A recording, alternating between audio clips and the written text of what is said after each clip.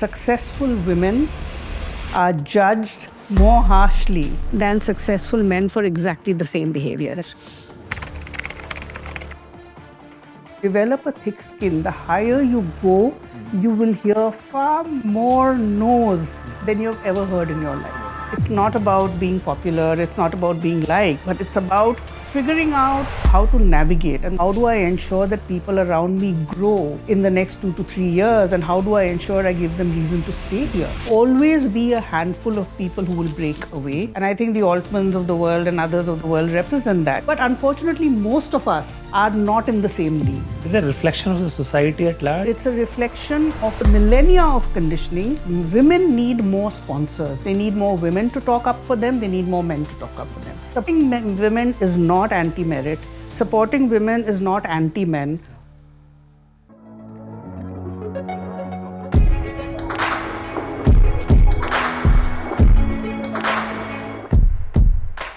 Roopa, welcome to SparX. You've had quite an outstanding career. I think you've been a pioneer in many different areas, in the financial services sector of the country. Later on, really doing social impact investing at a big scale. And then from, I think what you were telling me just before we started that last year you managed to pretty much wind down all of your professional engagements and create this space for you to kind of think deeply about whatever may be next for you. And during that period, I think you decided to write your book as well, Beyond the Playbook. So as I was going through the book and looking at the title, I was very curious, which playbook are you referring to? And I'm asking that, from the question vantage point of a entrepreneur. Most of the time I feel like there isn't even a playbook, whatever I think. So in this book, as you're writing, what playbook are you referring to? Yeah. First up, Mukesh, before we begin, I just want to say that I'm really delighted to be on this podcast. I've been a big admirer of you and your work, yes, and looking forward to the conversation. This book is, and the title really came out of my own life experiences or professional experiences. Starting off with factory visits to sugar mills, steel plants, cement units in the 1980s, to pioneering this concept of ratings in India, to impact investing, board roles, etc. One thing that taught me was that leadership is not neat. And yet, if you see, every conversation about leadership tends to gravitate very quickly towards frameworks. So what are the 6 steps to this? What are the 7 habits to that? 10 principles Whereas of 10 leadership. principles of leadership. Whereas leadership is a very personal journey. It is shaped by each of our own experiences. No two leaders are alike. It is shaped by the choices we make. It is shaped by the values we stand by. And so the big realization is that there is no playbook. And therefore, in a world where the conversation gravitates towards a playbook, I said, let me pick the title Beyond the Playbook to symbolize that leadership is not perfect. It is something that you choose for yourself. What kind of a leader do I want to be? And this book hopefully will help you answer that question and hopefully help you craft your own path towards that. What it means is that I have chosen a clutch of themes, some of which are very contemporary and some of which are the timeless classical themes of leadership. So when I say contemporary, it is things like, what does it take to lead in the era of AI? What about mental health? What about working across generations? What about purpose? What about resilience? So deep dive into each of these. But they're also the classical themes. So like communication, strategy, execution, those themes as well. And at the end of it, there is what I call a DIY, do-it-yourself leadership kit, which helps you create a customized 90-day plan for yourself. And so this book is really built not just on my experiences, but the experiences of many entrepreneurs, both in India and outside India, many leaders. So if you are serious about being a builder, whether in the corporate world or in the startup world, or even looking for a change, I would say this book is for you.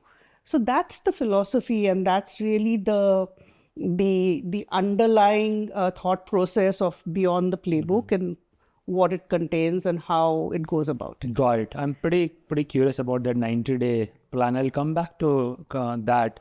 But one of the question I've always wondered about leadership is, if you look at a lot of people start their career, let's say when you graduate, from business school, let's say like you did in 80s, from IIM Ahmedabad, and then as the career progresses, everyone grows to some extent, but different people grow at different speed, but very few people eventually get to top leadership positions. What happens during the 30-year period? Why so few people eventually, and everyone's a leader to some extent. The moment you are beyond an individual contributor, it's a leadership position. But if you think of leadership as steering a large agenda and charter a large group of people and so on, what makes the difference between who makes it there versus who doesn't? That's a great question. So to begin with, I think it's a given that there's very little room at the top, right? And so it is incredibly hard to get to the top, whether you're a man, whether you're a woman, whoever you are. Now, most people who work reasonably hard and are reasonably smart will make it to middle management, right? And when you do well in the initial part of your career, you feel you're on a roll. You feel you've got a good grip over things. You know your customer, you know how to deal with your immediate team, and you know how to deal with your manager. And so you think you have it all figured out. And yet, there comes a stage where people find that they are plateauing. And that is because I feel that the transition from mid or senior level management to top management is the hardest transition to make, because it involves, Mukesh, two big shifts. I would say the first shift is shifting your lens from what I call a bottom-up perspective to a top-down perspective. So moving from a worm's eye view to a bird's eye view.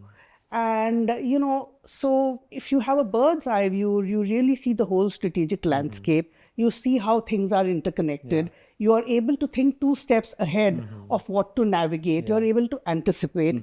That transition of flipping from bottom up to top down is something which a lot of people struggle with.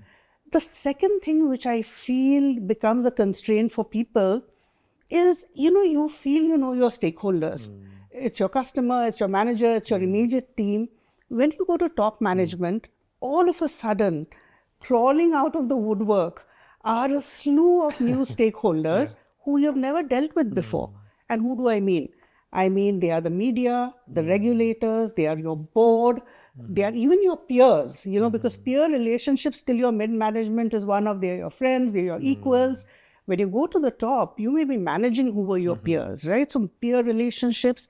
So suddenly there's this whole new lot of stakeholders who've emerged, and all of them come at you simultaneously. It's not that they come one at a time.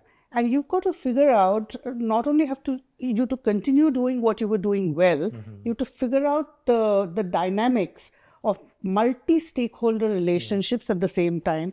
Again, that is a transition which people struggle with. So these two things, moving from a bottom-up to a top-down and learning to deal with new stakeholders, I think is a key part of the top management transition. And these two transitions, I guess first one is, people say telescope view versus microscope view. In some ways, that's what you're talking about, bird's eye view of the kind of big picture. I've been, couple of journeys now where I've seen a company go from very tiny scale to large scale. And I see people around me, including myself, struggling to grow. And one of the things I've seen is, at least for me, is if you are able to deliberately carve time out to reflect, that muscle gets built faster. But most people, middle management is also the busiest place also in some ways, because you are, channeling so much information up and down. You have FOMO for not being in every single meeting. So you are just, your whole calendar is packed. And, I see leaders who just don't have time to introspect and reflect. Is that important, or you can just kind of through osmosis, observing other people somehow learn along the way? I think the situation you've described is so true, Mukesh. That is the reality of what mid-managers face, right? Or even senior leaders face. There are two ways to do this. One is to consciously take out the time, like you said, which is harder to do. The other is for organizations to do more than they are doing currently, to just give people a diversity of exposure and experiences. In my case, it happened by accident, I think. It was not very planned. I think the higher you go, your technical expertise and domain knowledge is a given. They are table stakes. But the higher you go, I think the breadth of experiences and the ability to connect dots across sectors, across situations, all of that matters. So either you consciously create the time to give yourself, I think it goes beyond reflection. It is actually experiencing a wider range of situations, contexts than you've currently been used to. Either you do it yourself or orgs who wish to produce leaders consciously put people through situations which gives them that variety. But how do you do that? Let's say, I know a lot of people from the, at least tech companies, are regular listeners to this podcast, and we have so many fast growing startups, which, let's say, they're 10-year-old, they're fairly large, few thousand people. People have very siloed function. I'm a marketing guy, I'm a product guy, I'm a salesperson, and so on. If I am the CEO or founder of the company, just shuffle people around, say, okay, you were marketing guy till yesterday, but I want to try something in product. How do I give people this exposure beyond, which is uncomfortable for everyone involved? Yeah, that's a great question, because not only is it uncomfortable, it creates all kinds of issues like dual reporting, matrix reporting, all those day-to-day hassles, right? So here are some possibilities, and everything may not work for everyone. I remember when we were building CRISIL, and it was a fast-growing new company, at that point in time, one of the things we did was, in addition to your core role, everyone was given a corporate function to handle. Just one small example. So, for example, I was given technology, and I was given HR, for example, right? Or someone else may have been given finance. So that is an add-on. That's a simple way of just stretching a little bit. It puts a burden on the person because you're doing your day job plus. But then that's what growth is all about. Growth is about stretching. The other thing which I find is, again, not very easy to pull out, but it happened in my case, for example, when I moved out of CRISIL and went to work in Europe with Standard & Poor's for a couple of years. It was transformational for me. It gave me a completely new perspective, because here you are sitting in a country evaluating institutions in that country. The moment you go out, you are actually looking at banks, which I was rating banks those days, across countries. And so that really widens your perspective. So that is actually a job rotation. So these are, and everything, like I said, may not work, but there has to be some kind of a stretch exposure. Is it complex? Yes. Does it create, could it create tensions? Yes. But very few people, Mukesh, have the discipline or the bandwidth to consciously step back, take out that time for reflection that you pointed. And so I think, some of these techniques may be of help. Okay. So by design, become uncomfortable, step out of comfort zone, expose yourself to a situation that you are not familiar with. And some organizations in India, I think, what comes to my mind is, say, Unilever or ICICI, in the 90s, early 2000s, or even McKinsey to some extent. There, there is a organized environment to kind of nurture people and develop leadership skills. But most people don't work for these companies. So let's say I work in a company in the middle management, which does not have these well-defined programs and sponsorship from the top for me to get exposure to. What can I do? Like, what agency do I have in any of these companies to be able to create this exposure for myself? I agree that I think organizations like HUL, Hindustan Unilever, and ICICI have been leadership factories. And that's because their size naturally gives them an advantage in doing all the things we talked about. Now, let's talk about a smaller situation, which is a startup, right? What does a person do there? I think the happy thing about being in a startup is no one will say no if you raise your hand to do more. So I think a lot of it depends also on self-initiative, in the sense that, you raise your hand for new experiences, and you likely, and I'm assuming you're not the founders, your founders go to just jump at it, because if a founder is looking for solutions, right? So I think an equal initiative needs to come from the individual. Secondly, again, I think, and again, I think it depends at stages, right? If you're in a growth stage, or if you're particularly if in the early stages, it's harder to. But as you enter growth stage, as you build a leadership team, as you're getting to a stage where you're thinking about, say, an IPO a couple of years down the line, I think it behooves the founder also to start thinking about, hey, how do I ensure that people around me grow in the next 2 to 3 years? And how do I ensure I give them reason to stay here? Not just the financial incentive, but also the leadership experience. So I think it needs to come from both sides. But I also agree that it needs to be commensurate with the stage of growth of the company. You can't do too much too soon. Just as for startups, you can't overload them with the heavy hand of governance in some ways too soon.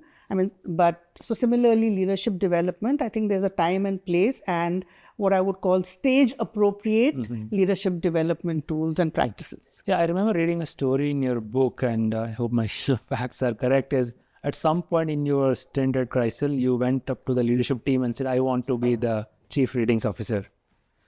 Right? Now, is that, that's a self-initiative. It's something you perhaps came up with the thought process, and you had the courage of conviction to go up to people and probably be ready for a firm no as well to fall in line. Is that an important characteristic for people in middle management, to create those opportunities and ask even if the answer is no few different times? And the reason I ask is, early stage, as you said, it's very easy. Generally there are more problem people. Anyone who raises their hand gets a responsibility. It's only when the company get larger, there are clear department established, hierarchy established, and so on. And somewhere people learn to not ask. And instead of that, read where the wind is, blowing, and mostly align themselves to that, and they kind of lose that initiative. But you clearly had when you were asking for this role. How can one, cultivate and practice that? Yeah. Let me step back and just tell you the story, and then, what I took away from that. And so basically, I was telling you about the stint I did in Paris for a couple of years. And when I came back to India, I found that the role of the chief rating officer, which was the head of the ratings business, the largest business in the company, was vacant. And there was no intention to fill the role, because the thought process was that each of the sectoral leads, of whom I was one, would directly report to the CEO. When I looked at it, however, and for the 16, 17 years I'd worked before that, Mukesh, honestly, I wouldn't say I was a very ambitious person. But when I saw that, I would say that the first stirrings of ambition I could feel within myself. And I said, this role really has a value to add to the company. And so at a Goa offsite, I prepared a 3-slide presentation, which was pretty crude by today's standards. And I buttonholed the CEO for 20 minutes and I said, I want to make a presentation. He just listened to it. He didn't say a word. And all he said was, leave it with me. And then I didn't hear anything back for about 3 or 4 months after that. And I thought that's where it's ended. Till one day he walked up to me, tapped me on the shoulder and said, I want to talk to you. And we've spoken to the board. We've had a conversation at the board and we're happy to answer you this role, to offer you this role. And in the end, it turned out to be so simple. Now, what does one take away from this? I think, first of all, you have to ask. But then asking is just not enough. I think it's important to make out the case for why you are the right candidate. So what value can you add? It cannot rest on your past laurels. You cannot go up and say, look, I've been a star performer. I've got the best bonuses in the company and therefore I deserve this next role. You're only as good as what you bring to the table today, or you're only as good as what you will bring to the table tomorrow. So it's not about your past laurels. It is what value can you add to the role? Talk about the role, talk about why it is good for the company. Don't talk about yourself, because this is, at the end of the day, leadership is not about you, right? Beyond the point. So I think the first takeaway was that what made the difference was I had a vision for the role and what changes I would bring in or what efforts I would make to make us as a firm much more communicative with the investor community that used our ratings. How could we improve operating efficiencies, all of that, right?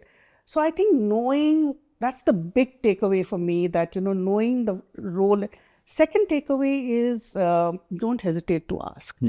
And 3 is, and you would know this far better than me, develop a thick skin. The higher you go, you will hear far more no's than you've ever heard in your life. So leadership is about, in a sense, letting the no's run off your back and also not personalizing it too much. If someone is saying no to you, it's rarely ever a reflection on you.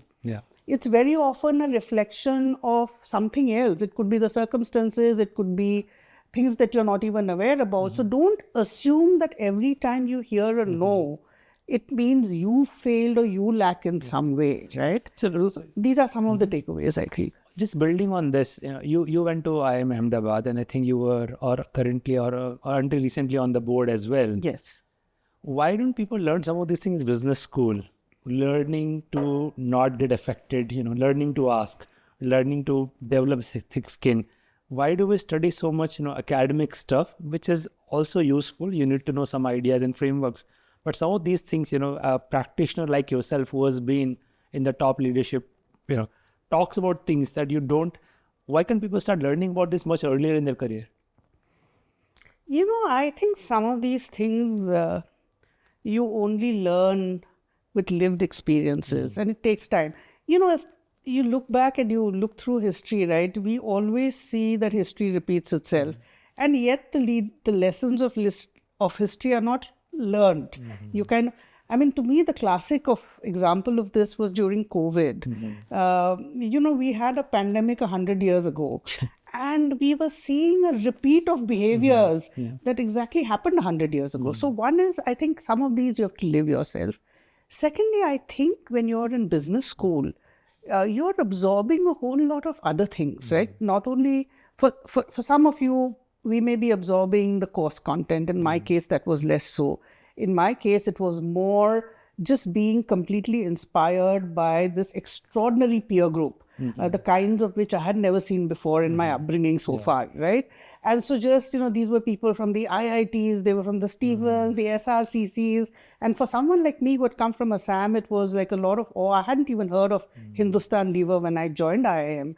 And so it was just learning from that peer group, learning how to think, Mukesh, because, the Indian education system, unless you're from an IIT or something like that, for me, going to a business school, the biggest takeaway was learning how to think, learning how to think in a structured manner from first principles. They used to keep emphasizing something called conceptual clarity and contextual familiarity. So I think you're learning a whole lot of other things as well. Now, why can't some of this be taught? Sure, it can. But I also think leadership is a process where you're growing and being polished over time. And if it could be taught in a classroom. But just push that, this polished over a time, do we overdo it? It goes to the heart of how old do you need to be a leader? Can people be in leadership roles in their 20s or 30s? I think you were earlier telling me about Sam Altman. I think he's been in leadership roles since his late 20s, right? And so on. Right. How do some people get there much faster than others? Right. Yeah. So first of all, I think the answer is, can people be leaders in their 20s, 30s? Sure, they can. And I think we have many outstanding examples of such people. But they are the people who break away, and that is why they are known. There will always be a handful of people who will break away. And I think the Altmans of the world and others of the world represent that. Yeah, some of the India's, you belong to this whole generation of startup founders in the last 20 years in India who have really changed India, changed the trajectory of India, right? And so you will have breakout leaders like that. But unfortunately, most of us are not in the same league. And I think, therefore, sure, the exceptions can happen, but I'm talking more about the people who are not the exception. There, I think it has to be the outcome of a deliberate, purposeful process and approach, more than just, more than it would happen in the case of people who are truly stellar and exceptional. Got you. Saying leaving the outliers aside, developing as a leader requires certain level of lived experiences. You have to go through the process and journey, ups and downs, and your own observation, understanding who you are and so on. And that's going to be a journey which will play out over perhaps decades. I wouldn't say over decades, and it would have been over decades at the time I entered the workforce. Today, I think the pace at which the world is changing, the kind of information that's available, the kind of the whole business context that has changed, I think you get exposed to a richness and diversity of experiences in a far shorter period of time. I think something that I experienced over a 10-year period, someone starting off today would experience over a 2 to 3 year period. So, but you have to go through that. I mean, some of it you have, and that's why I think there is a certain value to lived experience, which is perhaps underrated. Got it. As you were writing this book, who were you aiming it at? Is this somebody in the mid-management currently, or the youngsters, or perhaps people who are already in leadership roles, even born with this larger-than-life persona? They seem to have a vision, they know where they're going, and have this force of personality to take people along. And there are leaders who are, the so-called servant leadership, the Jim Collins, what was the phrase? I'm forgetting, but one of the lessons in his Good to Great book is about this, that enable other people to do a great job and let them have all the glory, and just servant leadership. Leadership, right? Yeah. This whole spectrum of that. Does it even matter? People can be leader of different type, as somebody is thinking about consciously developing as a leader, do they also need to think about what kind of leadership makes sense for that particular individual? I think answering the question, what kind of leader do I want to be, is super important. Having said that, there is no one leadership style that succeeds. People with different kinds of leadership styles have succeeded. And I think a lot about this, particularly in the context of women, because this whole issue of women's leadership is an area of vital importance and of great interest to me. And even if you look at women leaders, and let's take a few examples, right? You will see that there's no one leadership style. So if you start with someone like, say, Mary Barra, the General Motors head, right? So she is what I would call someone who has been a very strategic and a very inclusive leader. If you look at someone like Kiran Mazumdar-Shaw in India, she is what I would call an entrepreneurial and resilient leader.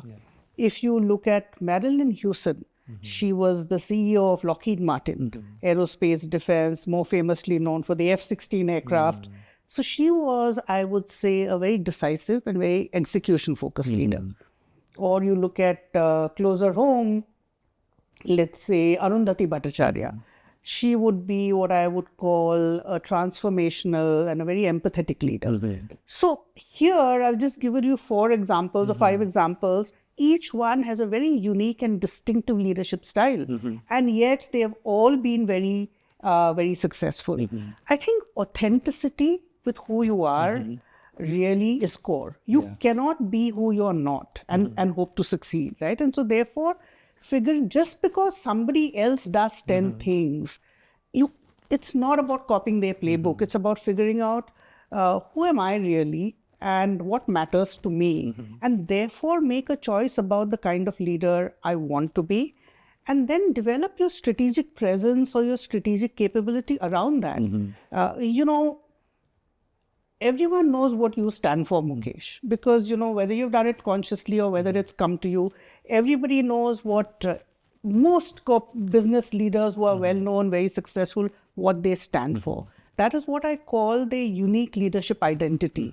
And just as no two fingerprints are alike, there are no two leaders who are alike. So the short answer to your question is yes, it's really important to figure out what kind of a leader do I want to be. And how much of it is stemming from natural personality traits, natural propensity to dislike certain things? If we take some of the examples that you talked about, and this is a thought experiment, let's say we were able to go back in time and find these folks, all these women, say 5 years before they were in the top leadership position, and ask them to describe their leadership style. Do you think they would have been by the time aware enough to say, this is a type of leader I am or I'm going to be, even though I'm not in the leadership position yet? I think they would be able to articulate their values and what matters to them very clearly. How they adapt those to the context they are in, that would evolve. And I can think of my own example, right? So I know what was really core to me and what aspects I had to adapt, if I wanted to do certain roles. Because, I may not be, let's say, I'm just making it up, I may not be an extrovert naturally, but my job may require me to be one. And so therefore those would be the elements that you adapt depending on the kind of role at the organization.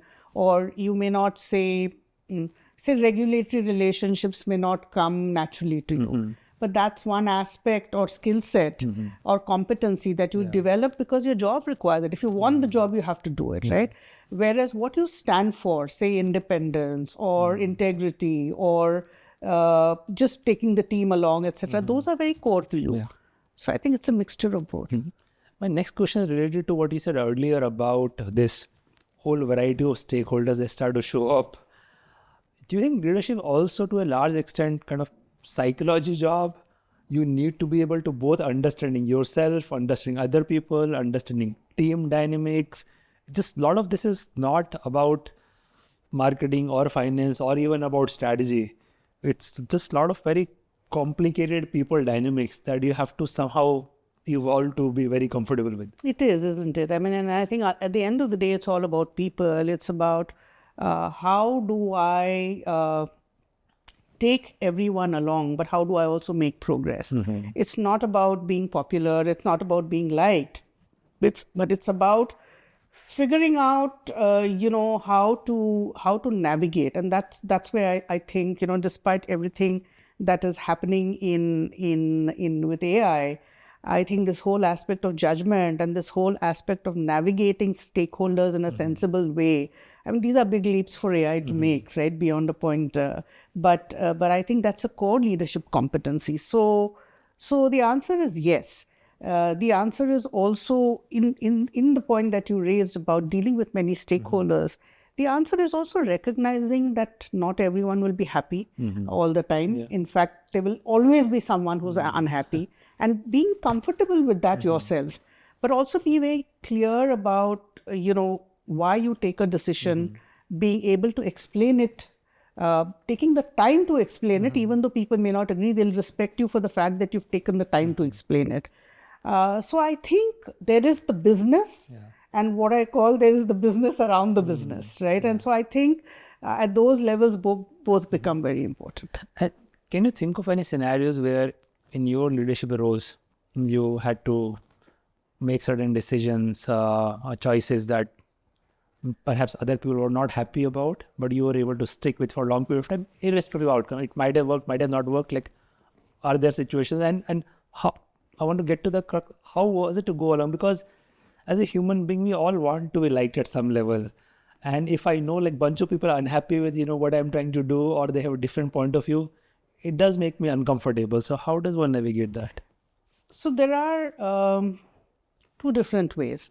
One was with, I will talk about a leadership team context, and one I'll talk about a wider context. Let's say the leadership team context, I think having that understanding and shared, look, when you initially start off with a leadership team, if you've all grown together, right from the founding stages of a company, there's a certain instinctive understanding and an instinctive rapport and an instinctive trust that builds up, right? I saw that. You earn that license also. You earn that license, and I saw that happening, say, example, in CRISIL, where we were all in it together, build the company from scratch, right? So very often you don't have to spell out or articulate everything.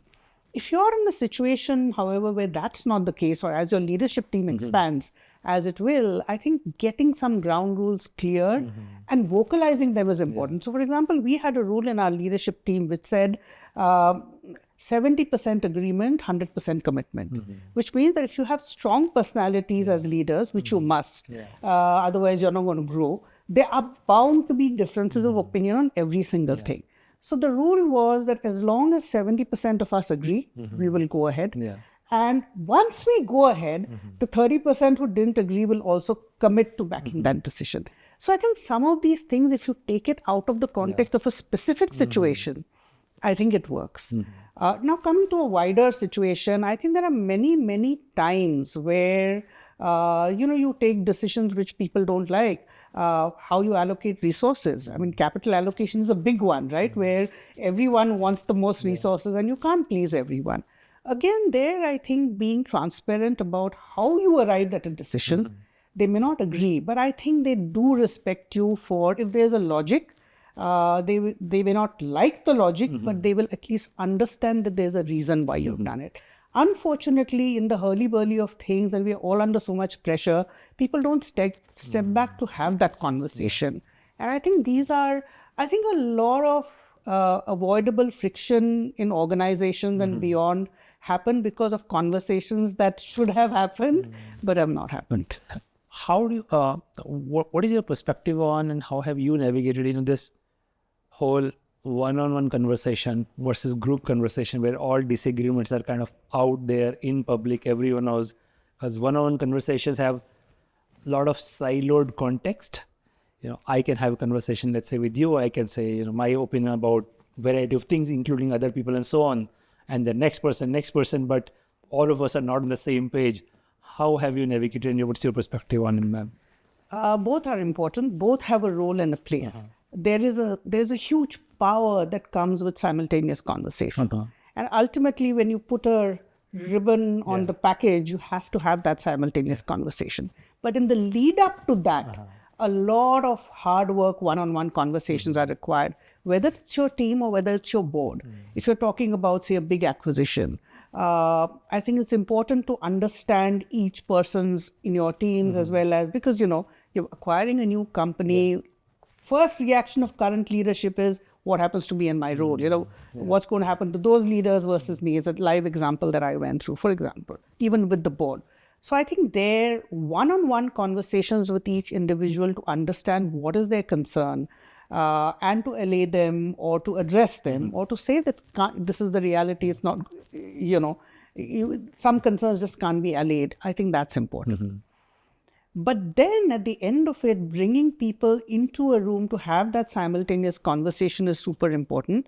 Very often I have seen that in that simultaneous conversation at the end, no matter how much you prepped in advance, there's a completely new set of issues that emerges. And I think there's a richness to that, the push and pull of that, the tension of that, ultimately, just kind of puts the decision through a grinder and you come out with a stronger decision. So I feel, Mukesh, that both have a role, both have a place, and you need to stage them and sequence them depending on the specifics of the situation. But in one-on-ones, do you think, and maybe I'm asking from, some of the challenges I've had, is a lot of one-on-ones, other people also come up in the conversation. Yes. And it becomes very uncomfortable in some way.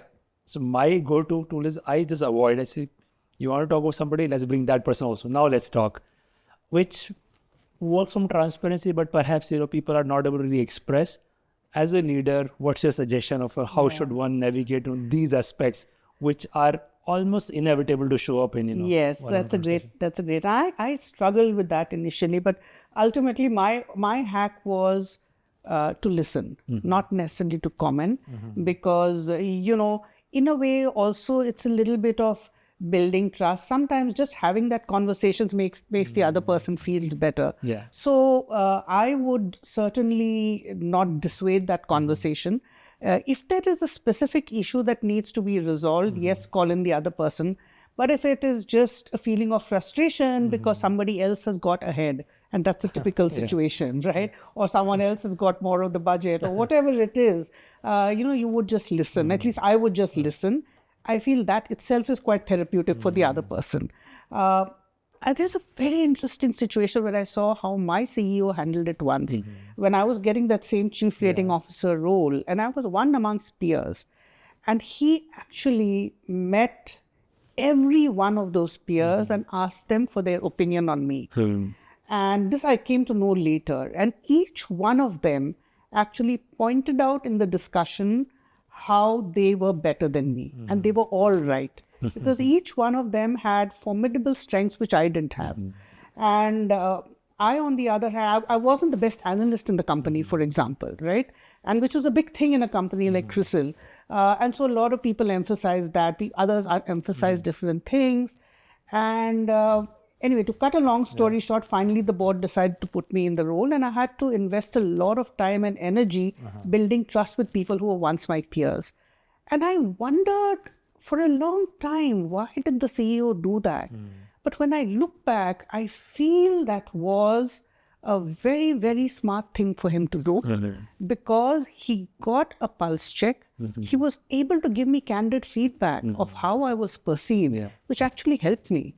So sometimes I think letting people say what they think, while it may feel uncomfortable, it may, just the way we are all kind of, I think it's conditioned is to believe that if you're talking about somebody else, it's not okay not to have them in the room. But I think some of these other benefits are worth considering. How important it is to be aware of and manage perceptions? Well, in today's world, I think perceptions is reality, right? So a lot of what people believe, they will believe. The question is, how much of your energy are you going to spend putting that perception right if you think that perception is not right?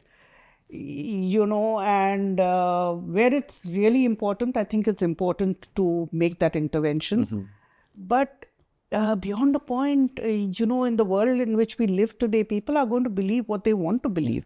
There's so much misinformation, disinformation going on as well.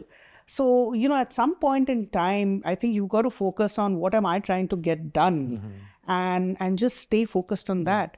Also, I mean, let's say they are, at the end of the day, the question you've got to answer in your own mind is, are the people who matter most, do they get it? And do they understand?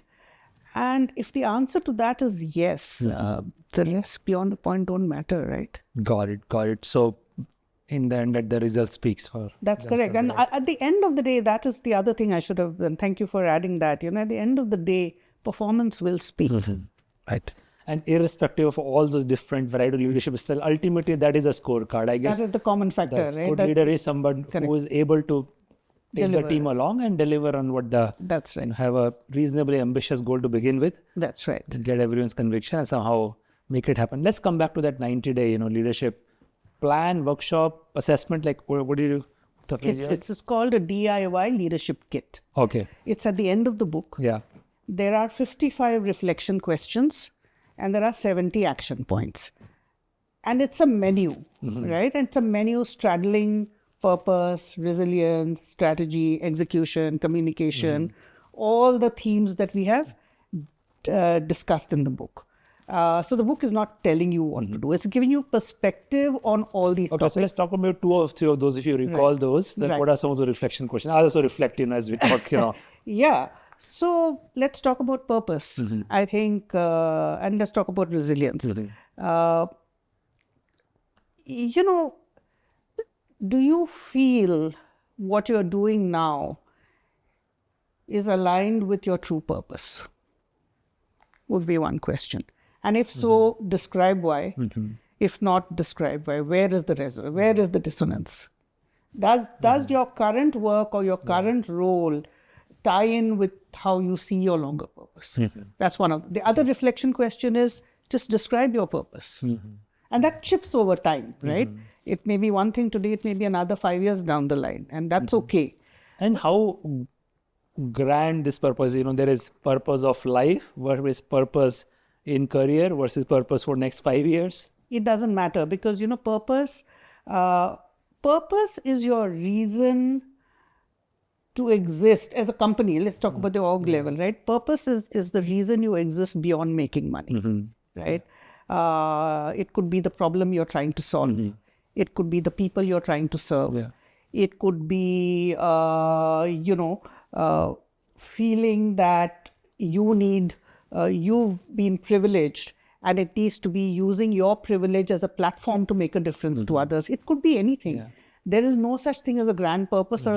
So if it is, think about it as the reason to exist beyond making money. Right? Why do you go and work? You work for a livelihood, but you also work for something beyond that livelihood. That something is the purpose. So that whole cathedral versus bricklaying, my That's job correct. could be about bricklaying versus I'm building this grand cathedral. That's correct. That you would say applies to pretty much everybody in the company or more so for the leaders? I think it applies to everyone in the company, and particularly today. I think we are looking at a generation today which you talked, in the course of thinking about this book and writing about this book over the last 1 year, I've met with so many young people, all at this stage, 7 years, 10 years, 12 years into their careers, who are really wondering, they're feeling they're in a rat race. They're wondering what's next. They're wondering, what is this all about? Why am I not feeling good about myself and my work? Is a common thing that comes up, and then you tend to reduce it all into someone's getting a little more money, someone's getting a promotion, someone's getting this, but you are not really doing that deep reflection on what is it that you really want. And so I feel that, getting to understand that, and also I talk a lot about privilege in the book. So, all of us today, we tend to compare ourselves with people who are worse off than us. But all of us who are reasonably successful have got here, whether we like it or not, less because of ourselves, but more because of the situation that life placed us in and the people who helped us along the way. We're all quick to ascribe success to ourselves and failure to others. It's actually the other way around in some ways. So I think understanding your privilege, Mukesh, I found is a great way for developing that sense of purpose as well. So we talk a lot about in the book, and so there are questions about the privilege and all of that. So these would be reflection questions, right? And now there are 70 action points. I just got an offer which is 50% higher. Yeah. And all you are able to say, good for you. Yeah. But in some ways, it seems like that's also lacking something, or that is lacking something. I was merely responding to your question of someone says, that is my goal. I mean, that is someone's goal. You can't argue with that, right? I mean, especially in 20s, 30s, that seems like a very big factor in how people are making choices. Yes. I think, at the end of the day, I think it's happening also because the kind of money that's being talked about today is humongous, right? It can be life-altering in many ways. So it's definitely hard to ignore. But I think it is never inappropriate, no matter, and at the end of the day, the decision may not change.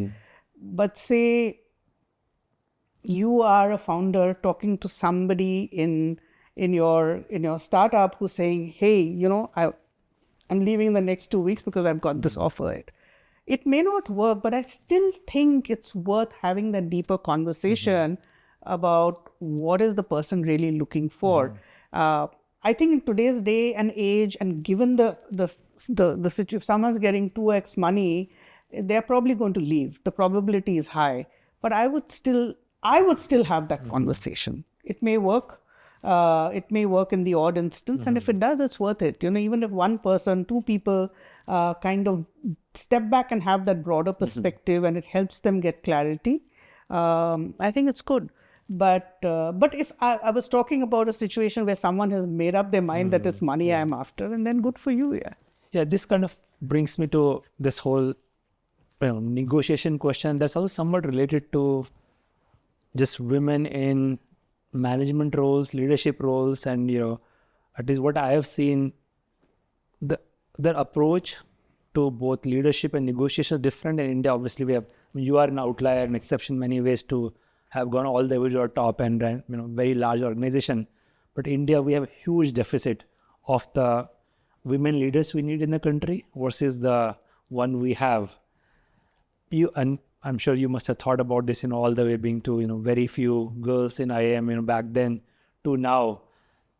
Are things changing in meaningful manner or not yet? We're just not able to do enough as a society. The bottom line is that things have changed tremendously, but we have a very, very, very long way to go. And let's look at the numbers to begin with, right? So if you look at women in leadership role, board roles, right, where there has been the most progress, I would say, is in board roles. Yeah. There, women are 1/3 of the board roles on an average. If you look at Fortune 500 companies, out of the 500 companies, 52 companies are led by women CEOs. So it's a paltry 10%. Top 500 companies in India? No, Fortune 500. No, I understood. Global. But what will the equivalent number? Probably lesser. Lower. Much lower. I mean, you can count the women CEOs of a listed company in India on the fingers of your hand, right? So I think much lower in India. If you look at, say, let's look at sectors we have both been close to, the whole PEVC industry, right? Only 15% of women in leadership decision-making roles, and only 5% of VC money goes to women startup founders, right? So I feel that the numbers themselves tell the story, despite the fact that there has been considerable progress. Now, why is this the case? I feel there are many, many barriers. Number one is what I call the likability factor. Research has proven time and again that successful women are judged more harshly than successful men for exactly the same behavior. Is that a reflection of the society at large? It's a reflection of millennia of conditioning where women were supposed to have take on some roles and men were supposed to take on other roles. And so the perception is that a woman should, and I put the should in underline and quotes, should be soft and nurturing. So every time if a woman is assertive, she's labeled as aggressive. If a woman is acquiescing, she's labeled as too soft. There was this famous Harry and Harriet case. I think it's in Harvard, or have you heard of it? No. So this is a very interesting case. They divided the class into two, and they gave them exactly the same case study of a CEO. The only difference is that in one case, the CEO was called Harry, and the other she was called Harriet. So a man and a woman. Right. The group that got Harriet described the CEO behaviors in negative language, aggressive, overly ambitious. I don't know whether they use the word ambitious or whether they use the word sharp elbows or whatever it is. So it was negative adjectives, whereas the people who got the Harry case study were all saying positive things. And so this is just not once. There are tons of research which show this. So there is this whole likability factor which has an impact on women's confidence. Because like you said earlier, Mukesh, everyone wants to be liked. So women then self-censor. They start holding back from going to the top jobs because, so typically, again, research has shown that if you put out a job description and a woman meets 6 out of the 10 characteristics, she will not apply for the role, saying, I don't qualify on 4. Whereas a man is more likely to say that, hey, I meet 6 out of the 10 criteria, let me apply. So that's the second one. The third one is sponsors. There's a lot of talk in every sector about mentorship. And any women leadership discussion gravitates to a discussion on mentorship. In my experience, mentorship is all very well. At the end of the day, what gets you ahead is having sponsors. So I think sponsors are the ones who give you the breaks. Sponsors are the ones who talk about you in a positive way and put you up for the top jobs when you're not in the room. And women need more sponsors. They need more women to talk up for them. They need more men to talk up for them. So I would say that these are some of the key barriers that have been holding women back. the likability factor, and that doesn't give them the confidence to raise their hands for the top job, and they don't build the network, so they don't have the sponsors. These are big barriers that still need to be addressed. And while this is I think a huge challenge and also necessity for the country to figure out, banking and financial services has been one exception.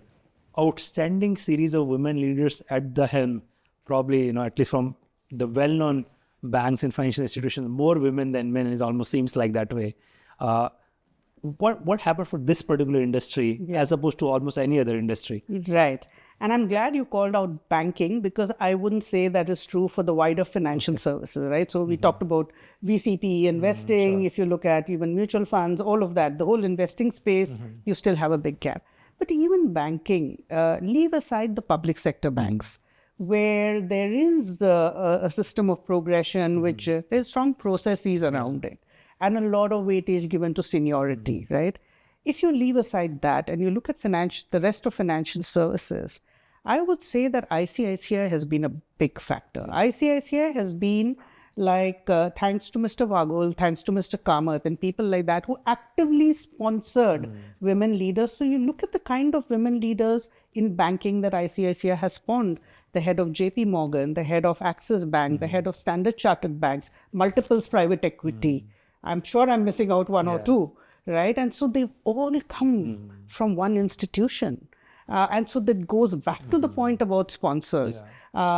Even in banking, outside of the names that I mentioned, again, they are far and few.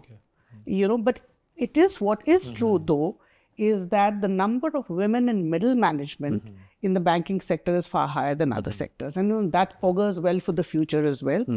In general, I've seen, compared to when I started my career 40 years ago, the proportion of women in professional services industry across sectors has grown significantly. We are at about a third, which means that I think the next 10 years are going to see a shift with a lot more women making it to the top. But it is still a journey. And I think the barriers that I talked about still have to be addressed. And I think men have to play a big role in that too. And you feel optimistic that enough is being done, which will add up? I feel there is going to be an acceleration. I feel we are still going to be not at an ideal level even 10 years down the line. I don't think we're going to get there. It's going to take us longer.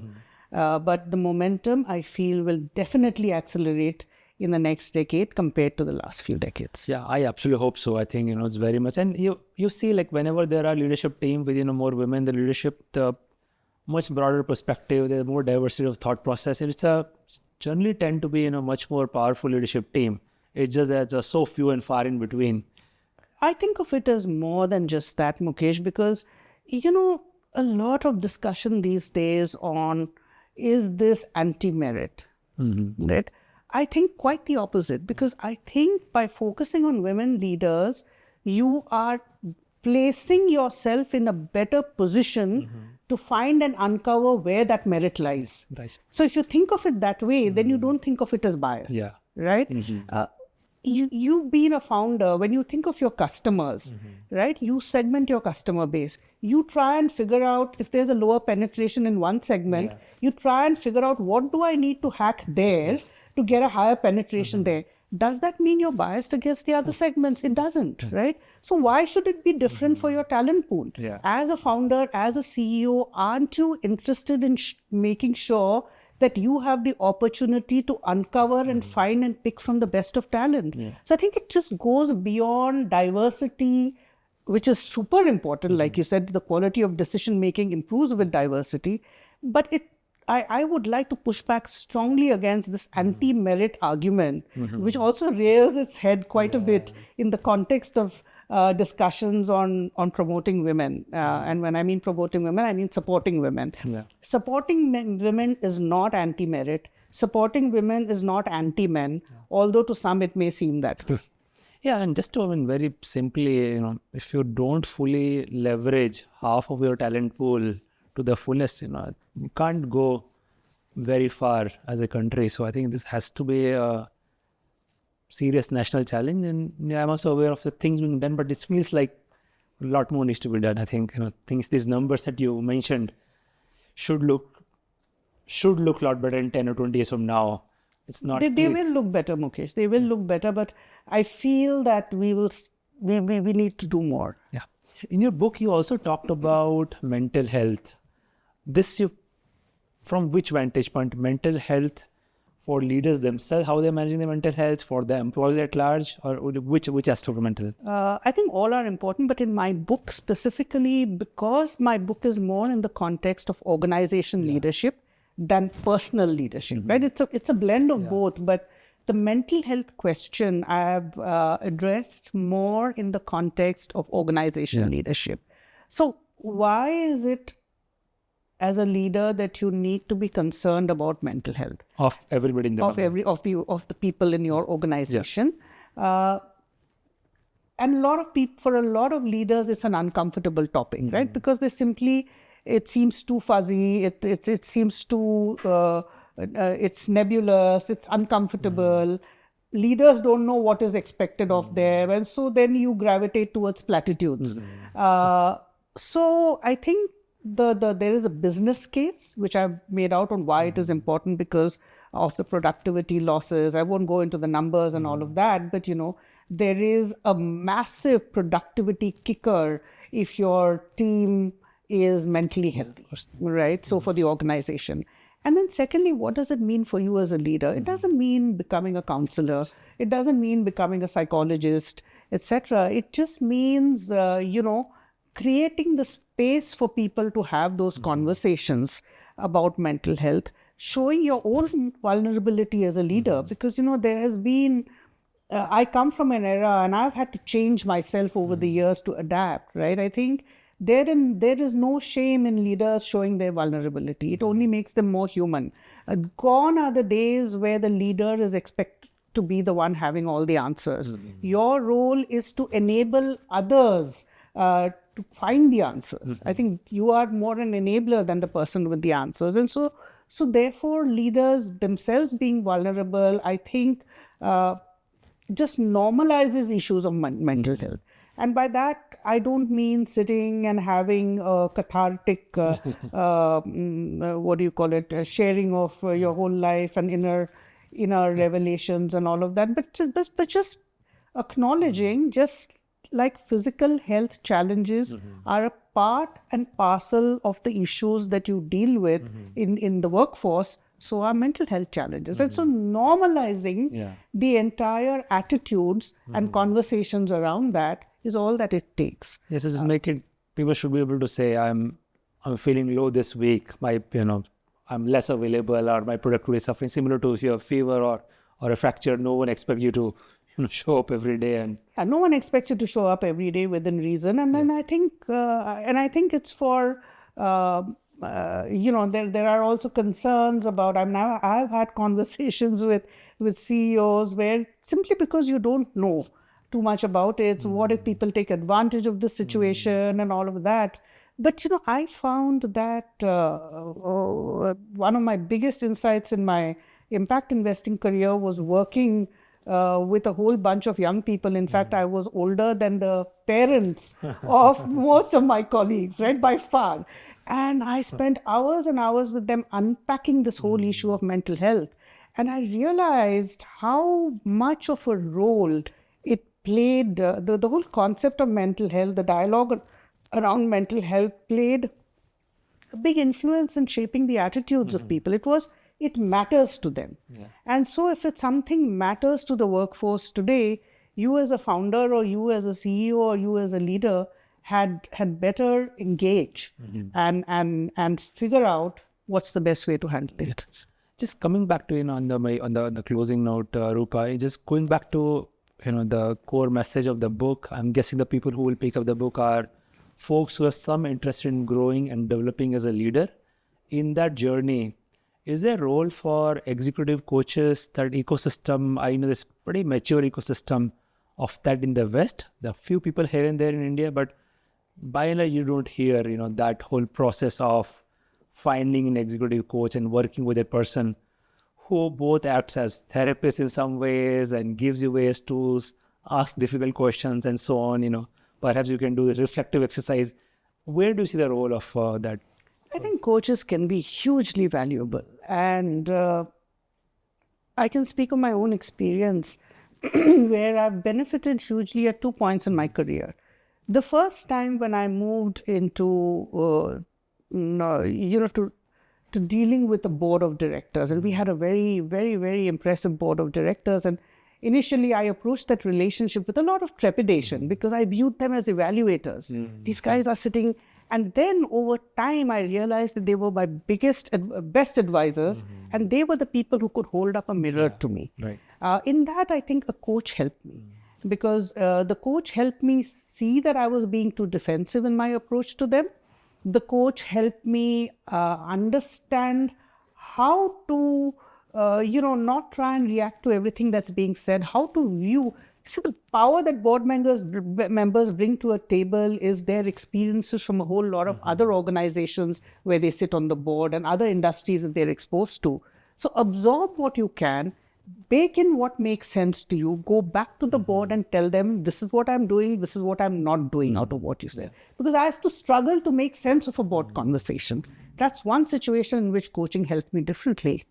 The other time when coaching helped me tremendously was when I decided I wanted the new experiences in life, and at the age of 60.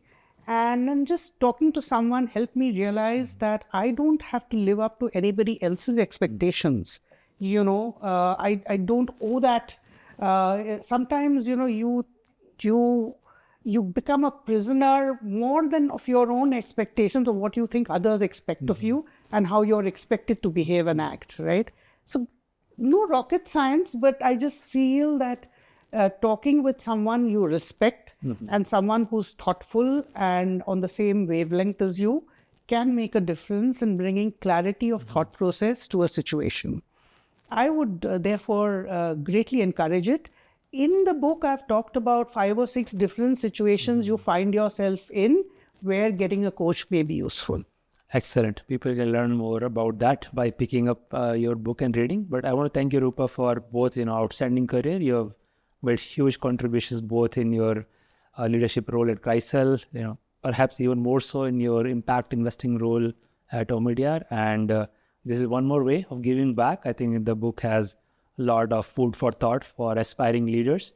Leadership, as you say, it's going to be a lifelong journey, but some of the timely inputs and reflections, etc., can only accelerate their journey. So thanks so much for writing the book as well as having a conversation with me. Thanks. Thank you, Mukesh, for having me. I really enjoyed it.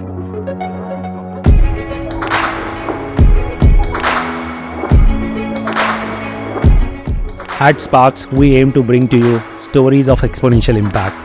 We share in-depth analysis of what goes behind success stories. If you find our conversations interesting, you can join us by subscribing to our YouTube channel. You can also listen to SparX on Spotify, Apple Podcast, or any other audio platform of your choice. If you have any suggestions on who we should invite or what topics we need to cover, just let us know in the comments. We are always listening, looking for ways to improve, and keep getting better as we go along.